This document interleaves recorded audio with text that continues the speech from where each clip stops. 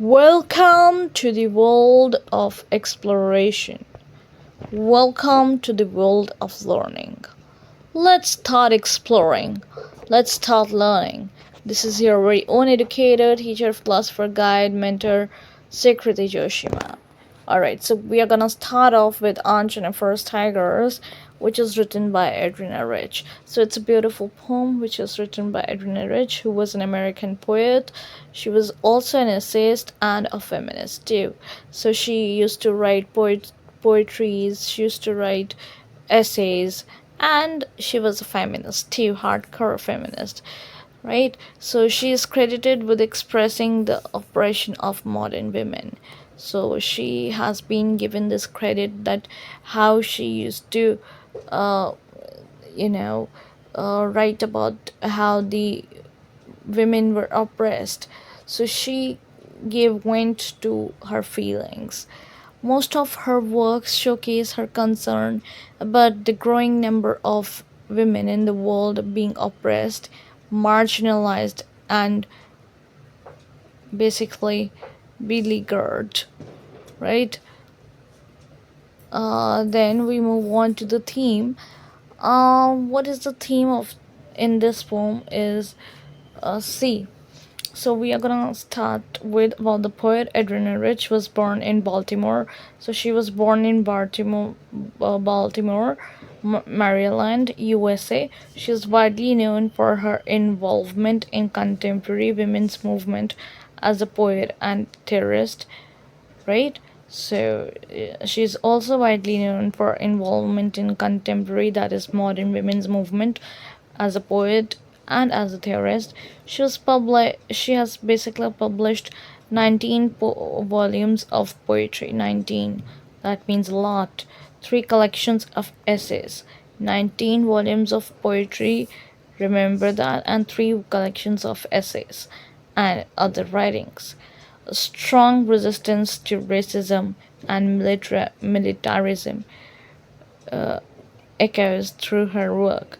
So, a strong resistance to racism.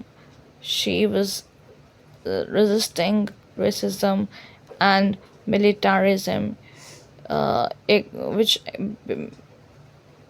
basically echoes through her work. The poem, if we talk about the poem or the poem, right, and Jennifer's Tigers, it addresses the constraints of married life a woman experiences. Basically, this is your major concern. This is the concern area. So when we are talking about the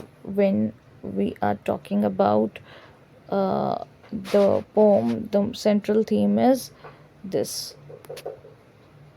The poem on Jennifer's Tigers addresses the constraints of married life a woman experiences. Now we are gonna have a look at the uh, reading exercise, that is before before you read, right? So before you read, what does the title of the poem suggest to you? Are you reminded of other poems on tigers? So you might have, and you have already studied poems related to tigers. Do try to remember them, do try to recollect, right? And do try to relate it with this poem, and put your comment in the comment section below. What are the similarities and what are the differences that are there? Now we are gonna move towards the theme. So the poem deals with the pathetic condition of married women all over the world. Aunt Jennifer is a symbol of all married women. So when we are talking about Aunt Jennifer, over here, right? When we are talking about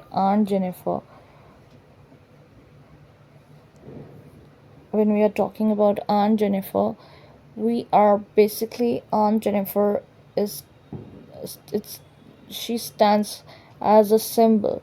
So she stands as a symbol Aunt Jennifer. Not some students confuse it with Adriana Rich. No, it's Aunt Jennifer because this is the creation. We will also be talking about the art and the artist.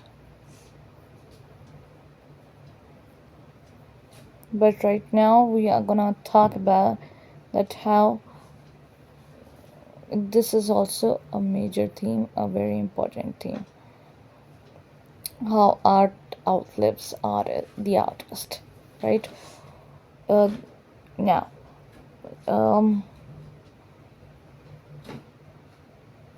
now, Aunt Jennifer's tigers.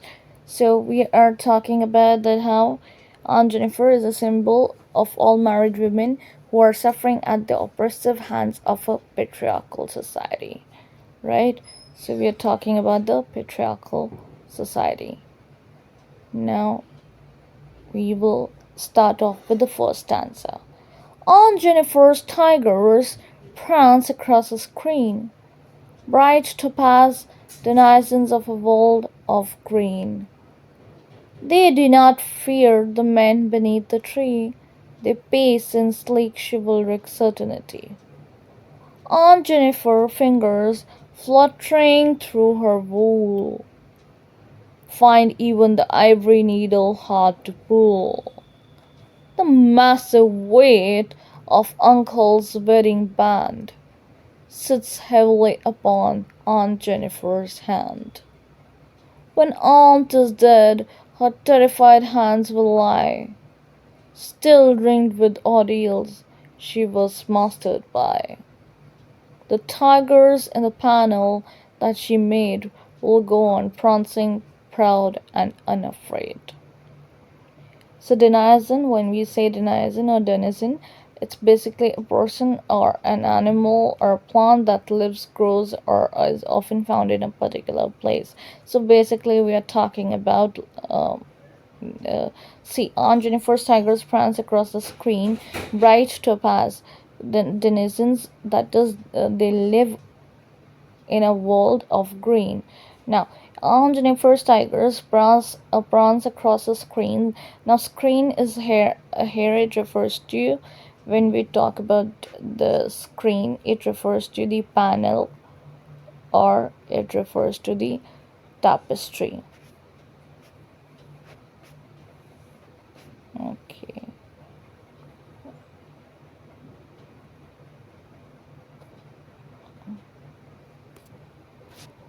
It refers to the tapestry, right?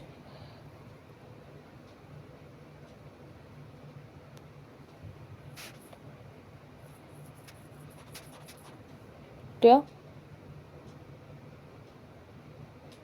So Aunt Jennifer's tigers prance across the screen. Screen here refers to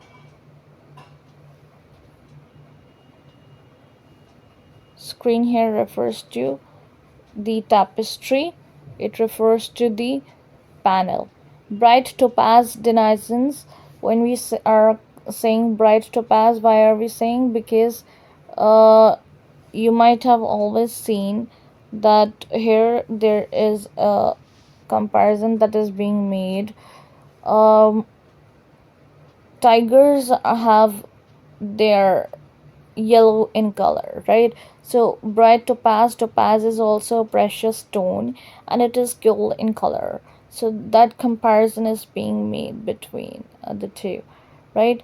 Denizens of a world of green, that means they are the citizens, they are the dwellers of the world of green. Here world of green refers to the forest because where do the tigers where where do they live? They live in forests, they live in jungles, right? They live in a world of green. They do not fear the men beneath the tree. And men are taking shelter under the tree in order to escape because men think that they're superior, they belong to a superior race and everybody they can oppress anyone, but they are fearful of, they have this fear instilled in them for the tigers, so they are taking refuge under the tree. They do not fear the men beneath, but the tigers, they do not fear the men beneath the tree, although they are aware about that how they are ready to hunt the men men are ready to hunt them, but they still are not filled with fear. They pace in sleek chivalric certainty. So they are still pacing in sleek chivalric certainty. So still when we talk about how do they move, pace, that is move, right? Pace is move.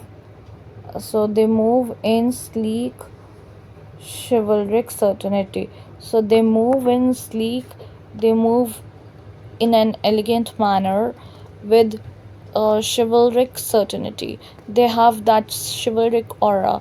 Now, herein we are talking about the age of uh, chivalry.